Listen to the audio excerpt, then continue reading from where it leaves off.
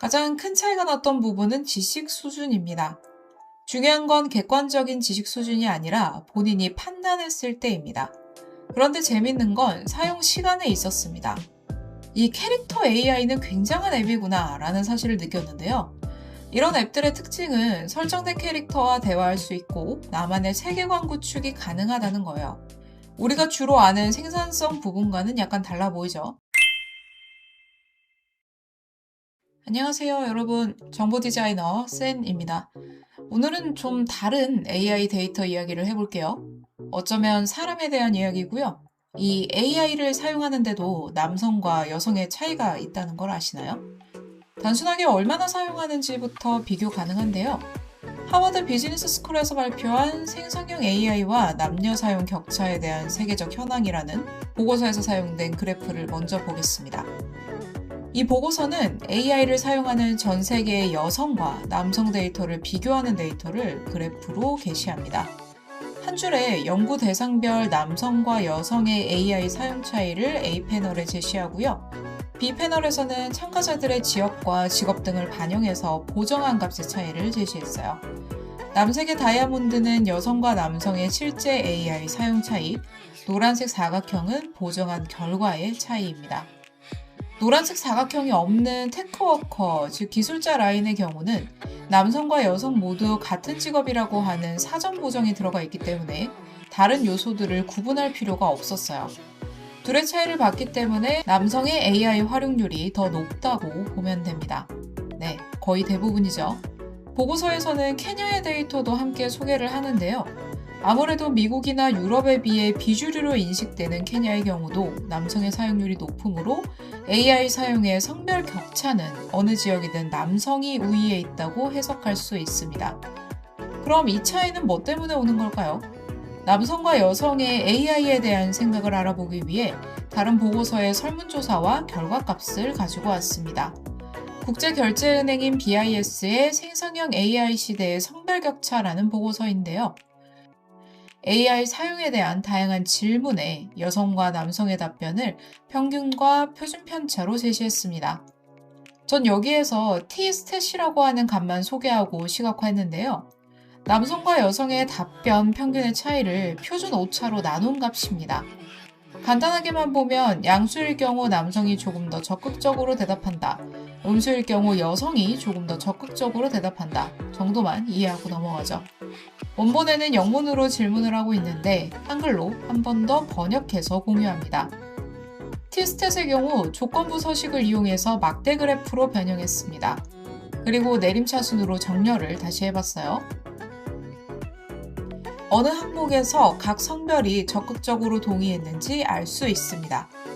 이 내용을 바탕으로 해서 그래프를 한 번 더 살펴볼게요. 양수와 음수 방향을 먼저 봅니다. 음수의 경우 여성이 조금 더 적극적으로 동의한다 라고 보시면 되겠습니다. 가장 큰 차이가 났던 부분은 지식 수준입니다. 중요한 건 객관적인 지식 수준이 아니라 본인이 판단했을 때입니다. 즉, 내 생각에 나는 AI를 많이 아는 것 같은데? 라고 생각하면 높은 점수를 준다는 거예요. 이 수치가 가장 높게 나타났다는 건 AI라는 기술에 대한 자신감이 남성이 여성보다 높다라는 겁니다. 같은 이유로 카테고리별 답변을 비교해보면 되겠고요. 분야별로 보면 금융 분야에서 AI를 신뢰한다는 점수가 높게 나타나죠. 산업으로 보면 이 분야에서 AI 전환이 활발하게 나타날 거라고 봅니다. 여성의 경우는 리스크 인식의 측면에서 남성보다 조금 더 높은 수치를 보여줍니다. 특히 데이터 사용의 부분에서 그렇네요. 제가 이 질문을 보면서 사실 느꼈던 건 AI와 관련된 질문은 생산성밖에 없는가 라는 거였어요. 현재 사용되고 있는 AI는 공감이나 질문에 대한 답변을 한다거나 검색을 한다거나 하는 요소들도 꽤 많이 쓰는데 지금 나와 있는 데이터들이나 질문들을 보면 생산성 면이 강조가 되어 있는 것 같거든요. 그럼 여기에서 앱의 성장 면에서도 생산성이 힘을 내고 있는지 보죠. 대표적인 앱들의 카테고리를 생산성과 친밀성으로 나누고 한번 비교해 봤습니다. 사용자 면에 있어서는 생산성 앱이 단연 높을 것 같은데 하루 평균 사용시간 면에서도 그럴까요? 간단하게 조건부 서식으로 그려보죠. 사용자 수는 사실 챗GPT를 따라올 수가 없어 보이네요. 그런데 재밌는 건 사용 시간에 있었습니다. 이 캐릭터 AI는 굉장한 앱이구나 라는 사실을 느꼈는데요. 이런 앱들의 특징은 설정된 캐릭터와 대화할 수 있고 나만의 세계관 구축이 가능하다는 거예요.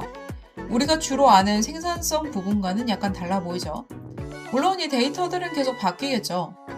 특히 올해 말에 제미나이가 강세를 일으키고 있으니 당장 내년 상반기만 돼도 달라질지 모르겠습니다. 하지만 친밀함을 강조하는 앱이 사용 시간 면에선 우위에 있다는 사실은 크게 달라지지 않을 것 같은데요.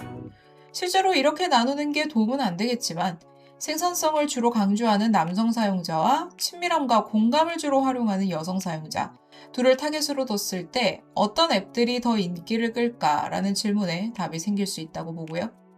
그래서 저는 이거 보고 무슨 생각을 했냐면 GPT나 퍼플렉시티로 생산성을 높이는 건 좋지만 결국 앱에 있어서는 개인의 만족과 공감이 강조되는 것이 좀 더 상품성이 있겠다라는 생각을 했어요. 최소한 국내의 경우는 일적으로만 보고 있는 것 같거든요. 저도 마찬가지고. 이 친밀성이라는 부분은 어떻게 보면 인간의 중요한 요소인데 이걸 놓치면 안 되겠다고 봐요. 생산성 이후엔 결국 누가 지갑을 열고 쓰느냐의 문제인데 이런 면에서는 마케팅의 주요 타겟층에 대한 이해가 있어야 해당 사용자들을 끌어올 수 있다라는 생각이 드네요. 자, 정리합시다. 전 세계적, 직업적 상황을 고려해봐도 현재 AI의 사용은 남성 사용자들이 우세합니다.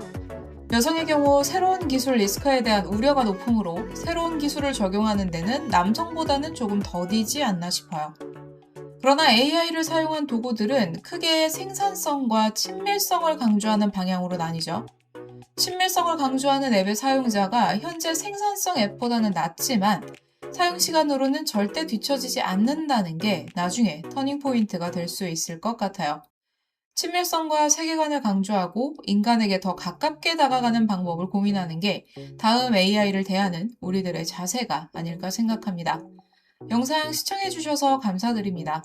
도움되셨다면 좋아요나 구독 버튼으로 알려주시거나 정보 디자이너 센으로 검색하셔서 데이터 시각화 관련한 정보도 받아가시길 바랍니다. 알림 버튼도 환영이고요. 댓글로 궁금한 부분 남겨주시면 언제든 답변 드리겠습니다. 감사합니다. 편안한 하루 되세요.